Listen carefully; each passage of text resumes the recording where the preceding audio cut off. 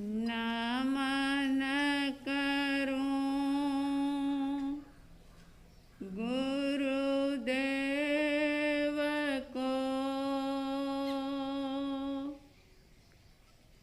ऋण ना चुकाया जाए।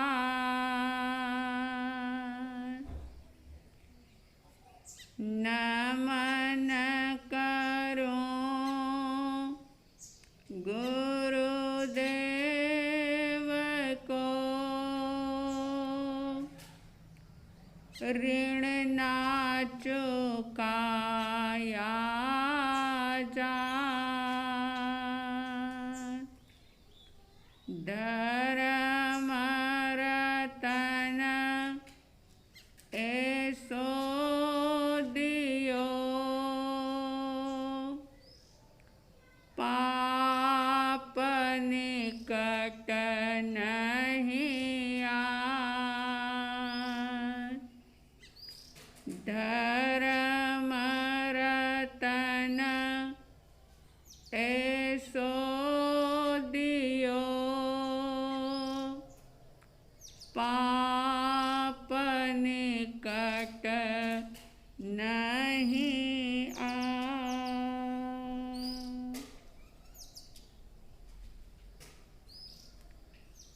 श्रद्धालु जिज्ञासु श्रोताओं,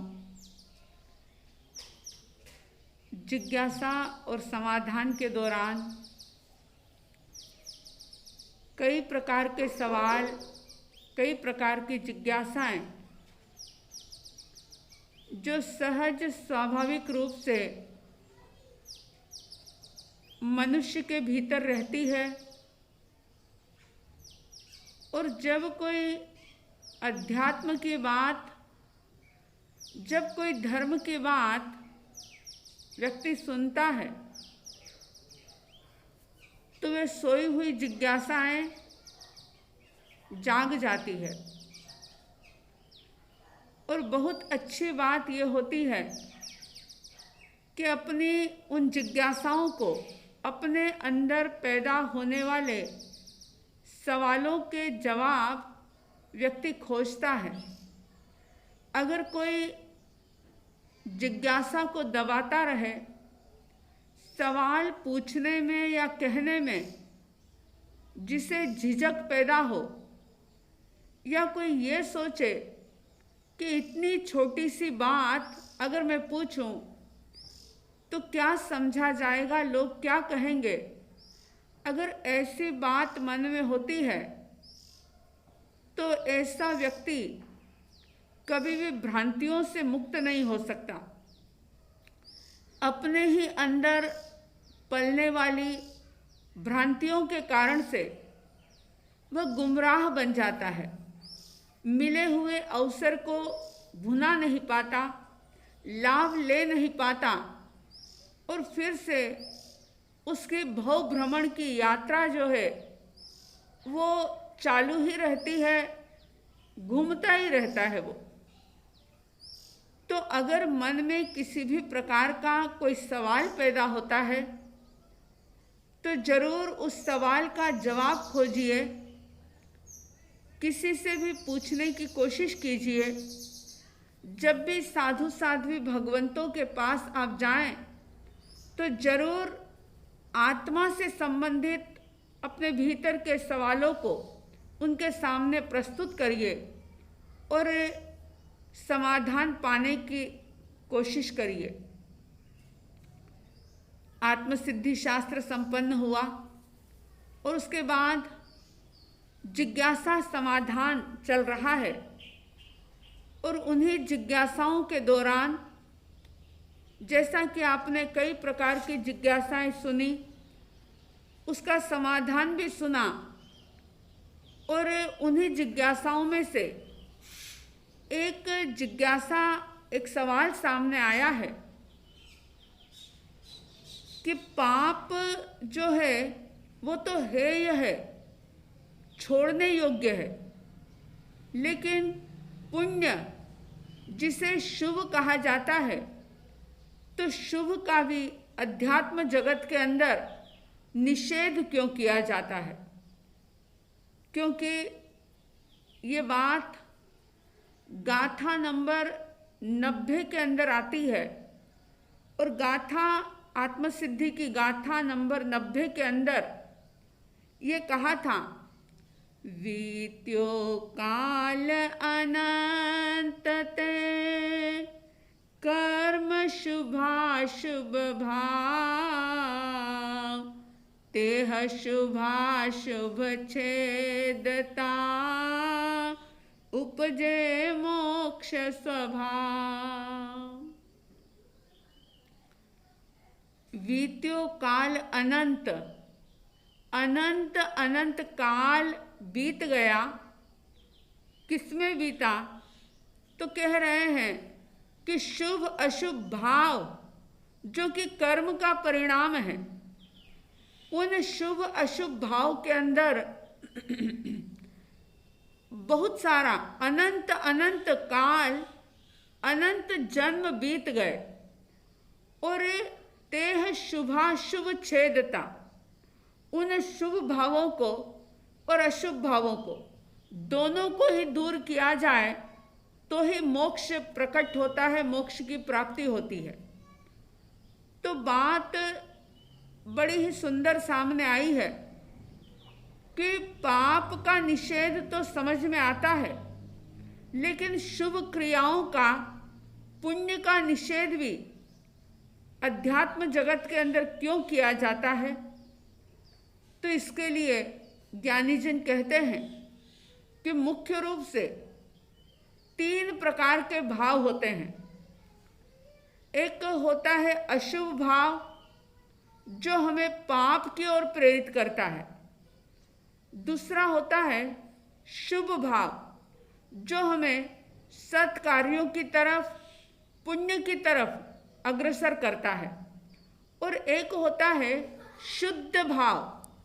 शुद्ध भाव का मतलब शुभ और अशुभ से ऊपर उठ करके सिर्फ और सिर्फ अपने ही आत्म स्वभाव वाला भाव, ज्ञान आनंद से युक्त ऐसे आत्मा का विशुद्ध भाव जो है, उसे शुद्ध भाव कहा जाता है।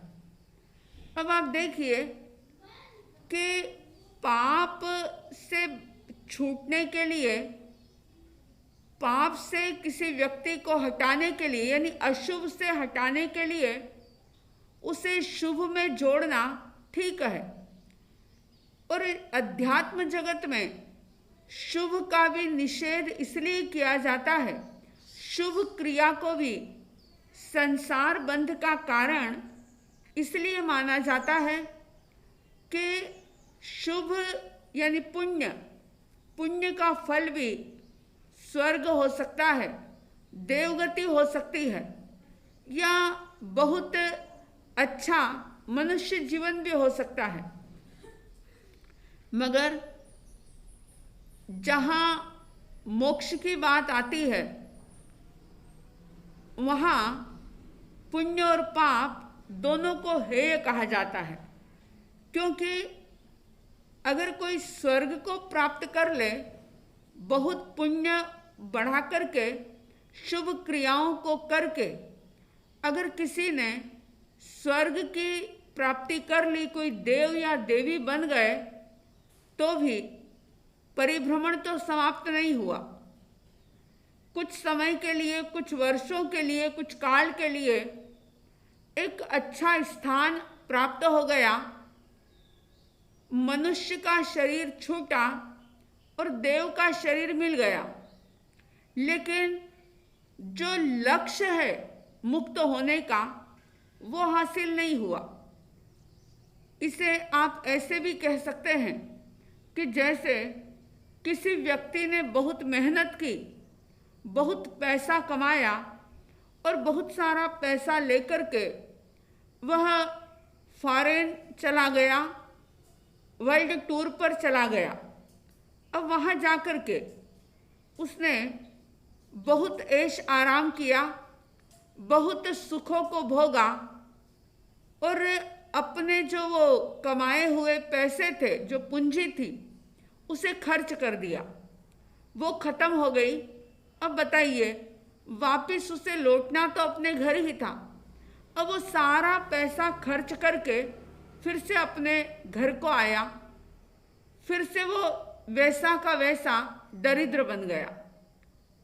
कहने का अभिप्राय ये कि पुण्य की पूंजी लेकर के शुभ क्रियाओं से जो अर्जित किया, जो पुण्य कमाया, उस पुण्य की बदौलत अगर कोई देवगति के अंदर भी चला गया तो वहाँ जाकर के वहाँ के इंद्रिय से प्राप्त जो सुख हैं, उन सारे सुखों का उपभोग तो व्यक्ति कर लेगा, लेकिन वहाँ जाकर के जब पुण्य की पूंजी खत्म हो जाएगी और वहाँ का आयुष्य पूर्ण होगा तो फिर से इस संसार परिभ्रमण के लिए उसे तैयार रहना पड़ेगा, परिभ्रमण करना पड़ेगा। और मोक्ष एक ऐसा स्थान है, मुक्त अवस्था एक ऐसी अवस्था है कि जहाँ से वापिस संसार के अंदर आना न पड़े। जन्म का दुख, जरा का दुख, रोग का दुख, मृत्यु का दुख, भूख प्यास तेरा मेरा, सब कुछ जहाँ समाप्त हो जाता है और अनंत अनंत आनंद में, अनंत सुख में ये आत्मा लीन हो जाती है, तो उसके लिए, उस अवस्था को पाने के लिए शुभ भाव का भी निषेध किया गया है। जैसे कोई बच्चा होता है छोटा, और उस छोटे बच्चे को डायरेक्ट स्कूल के अंदर नहीं डाला जाता, उसे स्कूल में डायरेक्ट एडमिशन नहीं मिलता। पहले उसे आप प्ले स्कूल में भेजते हैं, जहाँ पर कोई पढ़ाई नहीं होती, लेकिन ये होता है कि बच्चा कुछ समय तक बैठना सीख जाता है। उन खिलौनों के साथ खेल करके थोड़ा सा अपनी माँ से, अपने परिवार से, अपने भाई बहनों से 2-4 घंटे 6 घंटे वो दूर रहना सीख जाता है। यानी माँ के बिना भी 2-4-5 घंटे वो बच्चा रह लेता है उन खिलौनों के चक्कर में। तो इसी प्रकार से जब व्यक्ति मोक्ष का लक्ष्य रखता है, अभी समझ लो लक्ष्य तय ना भी हुआ हो, लेकिन कोई पाप के अंदर पड़ा हुआ व्यक्ति है, तो उसको पाप से हटाने के लिए पुण्य से जोड़ा जा सकता है। लेकिन जैसे वो प्ले स्कूल में जाने वाला बच्चा कोई हमेशा प्ले स्कूल में नहीं रहता, जैसे जैसे वो बड़ा होता है उसे ये समझ में आ जाता है कि ये खिलौने परमानेंट सुख देने वाले नहीं। जिन खिलौनों से बच्चा 3-4 साल की उम्र में खेलता है, वही खिलौने उसके लिए 10 साल की उम्र तक बेकार हो जाते हैं, क्योंकि वो समझ लेता है कि ये कोई काम की चीज़ नहीं है। जैसे जैसे वो बड़ा होता है उसको समझ में आने लग जाता है, जो व्यर्थ होता है वो छूटता चला जाता है। ठीक इसी प्रकार से जब कोई व्यक्ति, जब कोई चेतना बहुत ज़्यादा पापों के अंदर फंसी हुई हो, बहुत ज़्यादा अशुभ भावों के अंदर जी रही हो, तो उसे अशुभ भावों से, पाप से हटाने के लिए उसे शुभ भाव की तरफ ले जाया जाता है, यानी पुण्य क्रियाओं की तरफ उसे ले जाया जाता है। लेकिन जहाँ मोक्ष की बात आती है, ये बात तो आप अच्छे से जानते हैं कि पाप का फल यानी अशुभ का परिणाम दुख रूप होता है और पुण्य का परिणाम सुख रूप होता है, लेकिन मोक्ष रूप नहीं होता। शाश्वत सुख के रूप में पुण्य का परिणाम नहीं मिल सकता। इसलिए अध्यात्म जगत में पाप भी हेय बताया और मोक्ष पाने के लिए पुण्य को भी हेय बताया, यानी छोड़ने योग्य बताया, क्योंकि शुभ क्रिया का परिणाम भी संसार ही होता है। शुभ क्रियाओं से भी संसार का ही बंध होता है। इसलिए जब तक मोक्ष मार्ग की प्राप्ति ना हो, जब तक लक्ष्य क्लियर ना हो, पाप से हटने के लिए पुण्य का उपार्जन जरूर करें। लेकिन अगर सच में मोक्ष मार्ग को समझना है और मोक्ष को प्राप्त करना है, अगर वो लक्ष्य बनता है, तो ये बात जाननी ही होगी, समझनी ही होगी कि मोक्ष की प्राप्ति तो सिर्फ और सिर्फ स्वभाव में स्थिर रहने से ही हो सकती है। आत्म स्वभाव को समझना, मेरा स्वरूप क्या है, मैं कौन हूँ, मैं शाश्वत हूँ या मैं नश्वर हूँ, मैं बदलने वाली वस्तु हूँ या मैं इन बदलते हुए पर्यायों के बीच में भी, इन बदलती हुई अवस्थाओं के बीच में भी मैं शाश्वत हूँ, मैं ध्रुव हूँ, मैं क्या हूँ, इस बात का पहले निर्णय करना होगा। इस बात को पूरा पक्का करना होगा कि जो भी बदलता है वो अवस्थाएं होती है, लेकिन मैं उन बदलती हुई अवस्थाओं के बीच में भी ध्रुव्य रूप से, आत्म रूप से हमेशा ही बना रहता हूँ। अनादि काल से मैं हूँ और अनंत काल तक मेरा अस्तित्व रहने वाला है। और उसी अंतर में रहे हुए, अस्तित्व में रहे हुए अनंत अनंत सुख को जो अपने ही अंदर पड़ा हुआ है, उसे प्रकट करने के लिए मोक्ष मार्ग को समझना होगा और मोक्ष को पाने का लक्ष्य बनाना होगा। मोक्ष को पाने का लक्ष्य जब बन जाता है तो फिर पाप तो यानी अशुभ भाव तो छूटता ही है, लेकिन शुभ भाव जो है उसे भी फिर छोड़ना नहीं पड़ता, वो अपने आप छूट जाता है। लेकिन जब तक अभी बहुत सारे कर्मों का संयोग है और अभी वैसा पुरुषार्थ नहीं जागता, तो पुण्य को हेय समझ करके, पुण्य संसार बंध का कारण है ऐसा समझ करके उसका त्याग मत करो। अशुभ भाव से हटने के लिए कम से कम शुभ भाव में बने रहो और लक्ष्य रखो कि मुझे शुद्ध भाव के अंदर जाना है, पूर्ण विशुद्ध अवस्था को प्राप्त करना है। तो अभिप्राय ये है कि मोक्ष प्राप्त करने के लिए पुण्य को फिर छोड़ना नहीं पड़ता, पुण्य अपने आप ही छूट जाता है। जैसे 18 प्रकार के पाप बताए हैं, जिनका परिणाम पूर्णतया दुख रूप है, पीड़ाकारी है, बहुत ज़्यादा रुलाने वाला है, अशुभ परिणाम देने वाला है। और 9 प्रकार के जो पुण्य बताए हैं, वे 9 प्रकार के पुण्य जिनका परिणाम सुख रूप है, अच्छे संयोगों को प्राप्त कराने वाला है। और यूँ कह दूं कि धर्म की प्राप्ति, सतगुरु की प्राप्ति, जिन शासन की प्राप्ति, आत्मबोध को सुनने का अवसर भी बिना पुण्य के प्राप्त नहीं होता। तो जब तक अपनी मंजिल ना मिले, जैसे नदी को पार करना है तो नाव का सहारा लेना होता है, और जैसे ही किनारा आता है कि फिर नाव अपने आप छूट जाती है, फिर कोई उसे जबरदस्ती छोड़ने का प्रयास नहीं करता, क्योंकि व्यक्ति जानता है कि बस मुझे जहाँ पहुँचना था वहाँ मैं पहुँच गया, साधन अपने आप छूट जाता है। तो पुण्य भी एक प्रकार का साधन है, माना कि मोक्ष प्राप्ति में ये बाधक है, लेकिन फिर भी मोक्ष मार्ग पर पहुँचने के लिए पुण्य बहुत बड़ा सहयोगी है, शुभ क्रियाएं सहयोगी है।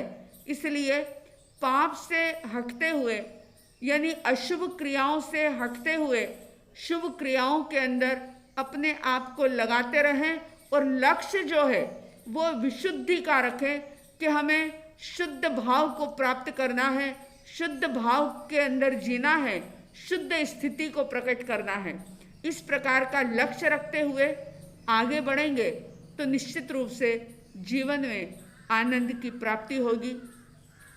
आप सभी के भीतर अशुभ भाव छूटे, शुभ भाव के अंदर आप प्रवृत्त हो और आपका लक्ष्य जो है वो शुद्ध भाव का हमेशा ही बना रहे, ऐसी साध्वी द्वय की तरफ से हार्दिक हार्दिक शुभ मंगल भावनाओं के साथ जय प्रभु महावीर, जय गुरु आनंद।